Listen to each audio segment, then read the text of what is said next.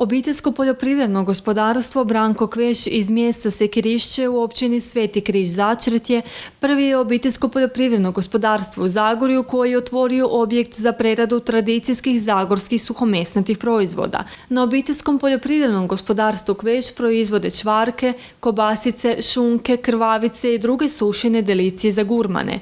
Uz to proizvode i bućino ulje, a sve to plasiraju ponaviše po sajmovima. Vlasnik Branko Kveš istaknuo je da je ideja o projektu rođena ulaskom Hrvatske u Europsku uniju zbog želje da suhomesnati proizvodi budu prerađivani u pogonu sagrađenom i opremljenom prema europskim standardima. Gospodin Kveš dodao je da mu je za ostvarivanje ideje bilo potrebno 2,5 godine te 400.000 kuna vlastitog novca. Sam objekt ima 2 prostorije. To je objekt, znači zgrada je postojala i slijedila je kompletna adaptacija. Znači morali smo uvesti vodu pa sve komunalije. Projekt smo morali napraviti od službene osobe kako je zahtijevalo ministarstvo i do samog završetka trajalo je to sve skupa 2,5 godine. Investicija je bila znači cirka 400.000 kuna. Vlastita sredstva, znači nismo aplicirali nikakve fondove za sad. Plan je da bi išli na EU fondove aplicirati nešto ako sve kaj je dalo. Treba nam još modernije mašine, znači za proizvodnju. To sad sve imamo minijaturno, ali dela se i tak, malo teže, ali radi se. Znači to su proizvodi od svinja, sve od svinja. Imamo, početak je maš, čvarci, pa onda klobasice, onda se rade krvavice, prezbušti i šunkice, pršuti, špekec i tako dalje. Svinje su naše vlastite, one moraju biti po zakonu Ministarstva veterinarstva 3 mjeseca na našem gospodarstvu, onda tek smijemo voziti u ovlašteni objekt, znači to je najveće iskustvo koje moramo voziti u klaonice. Znači ne smijemo za tržište, za proizvode koje prodajemo, ne smijemo vršiti klanje na klasično zagorsko kolinje. Klasično, znači ne stavljamo nikakve aditive u proizvode, već ono normalno kaj ide, kako su nekad metali češnjak, sol, papriku, biber i to je to. U prostoriji za preradu su 2 hladnjače, za sirovinu i za gotov proizvod te pušnica, dok se u drugoj nalazi zriona gdje meso dozriva te se potom gotov proizvod pakira i spreman je za tržište. Na svečanom otvorenju bio je i zamjenik župana Krapinsko-zagorske županije Anđelko Ferek-Jambrek, koji je nakon rezanja vrpce čestitao vlasniku i njegovoj obitelji na realiziranoj investiciji.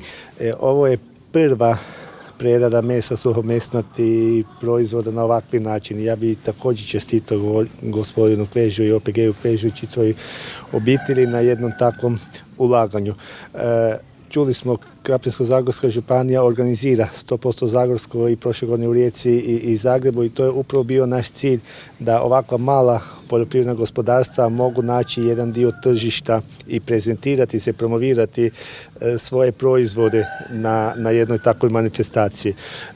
Moram reći, evo stvarno, gospodin Kveš i OPG Kveš je svih 5 nastupa na 100% Zagorsko bilo i ono što je kvalitetno da kupci traže upravo njihove proizvode, da se pokazalo da ima kvalitetne proizvode i da je to ono što svi skupa možemo u županiji male prerade mesa, male proizvodnje imati.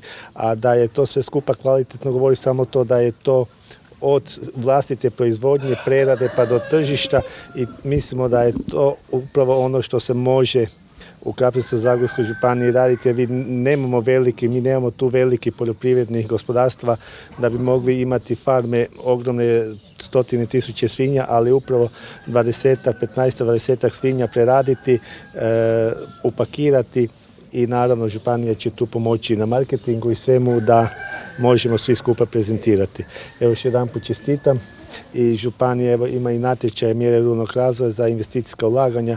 Tu se može jedan dio sufinancirati Županija je imala natječaj za projektnu dokumentaciju također, a naravno tu su sad i mjere Ministarstva poljoprivrede 6.1, 6.2 upravo za ovakve male obiteljska gospodarstva i mi kao županija ćemo također preko razvojne agencije i OPG-u Kveš i svim takvim malim proizvođačima koji su zainteresirani maksimalno pomoći da možemo imati što više ovakvih prerada i obiteljskih gospodarstva.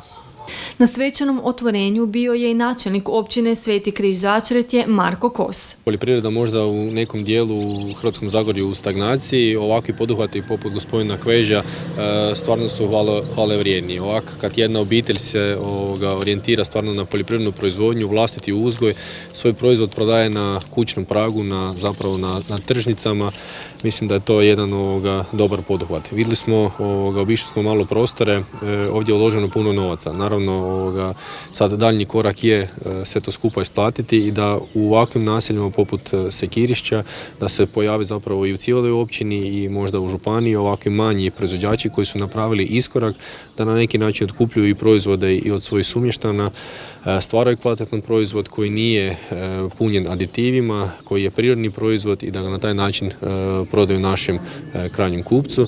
Naravno, Zagreb je na domak Svetog Križa Začetja, mi smo na svega 20 minuta vožnje i mislim da je ovo jedan kvalitetan, ispravan put. Mi smo sa gospodinom Kvežom već i prije dugo vremena razgovarali. Nadamo se da u budućnosti bomo uspjeli neke stvari prilagoditi da se mogu gospodinu Kvežu pomoći na način da se aplicira i putem određenih sredstava i fondova i da se zapravo još uvijek ovako domaćinstvo podupire da nastaje i veći i kvalitetniji proizvod. Nažalost, ovakvi primjeri su rijetki. Ja gospodinu Kvežu na ovome poduhvatu čestitam. Nadam se da budu uspjeli, da budu stvorili kvalitetan brend i da budu, što već i jesu sad, prepoznati po kvaliteti svojih proizvoda, a to je ono što je najbitnije. Domaću zagorsku svinju uzgojeno na tradicionalan način, da se hrani zapravo sa domaćim proizvodima, preraditi ju i plasirati ju na domaće tržište.